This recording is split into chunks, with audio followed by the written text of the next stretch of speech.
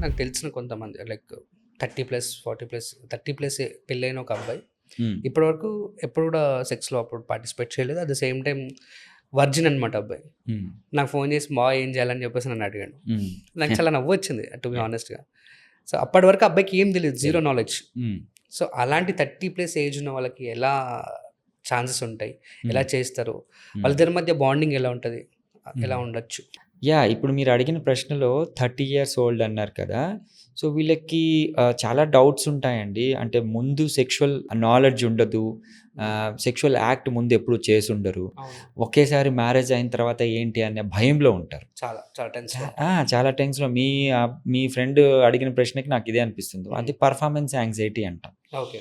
అంటే first time ఎలా చేస్తానో అనే ఇబ్బంది, ఎదుటి వాళ్ళు సాటిస్ఫై అవుతారా? అవును. లేకపోతే ఎదుటి వాళ్ళు జడ్జ్ చేస్తారా?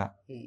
ఇంకా ఇబ్బంది అవుతుందా? ఇట్లాంటి మీమాంస్‌లో ఉంటారు. సో, దాన్ని పర్ఫార్మెన్స్ యాంగ్జైటీ, ఇది సెక్షువల్ డిస్‌ఫంక్షన్‌లో వన్ ఆఫ్ ద పార్ట్. దీనికి మనం బయటపడాలి అంటే ఏంటి అంటే, ఇద్దరు ఒకరినొకరు తెలుసుకోవడం. ఓకే. ఆబ్వియస్‌గా ఫస్ట్ టైము సెక్షువల్ యాక్ట్‌కెళ్ళటానికి ముందు ఒకళ్ళనొకళ్ళు తెలుసుకోవడం ఎంత ఇంపార్టెంట్ అంటే, వాళ్ళ ఇంటర్నల్ థింగ్స్ పంచుకోవటం కానీ, సెక్షువల్ హెల్త్ చిన్నగా ఒకళ్ళనొకళ్ళు తెలుసుకునేటప్పుడు ఆబ్వియస్‌గా దీని గురించి డిస్కషన్స్ వస్తాయి. అవును. దాని గురించి మాట్లాడతారు. ఒకళ్ళనొకళ్ళు సూతనింగ్ అవుతారు. ఈ అబ్బాయే కాదు, ఈవెన్ కొత్తగా సెక్స్‌లో పాల్గొనే అమ్మాయికి కూడా ఇది ఇంపార్టెంట్ కదా! సో, వాళ్ళు కొద్దిగా ఇంటర్నల్ థింగ్స్ చెప్పుకోవాల్సొస్తుంది.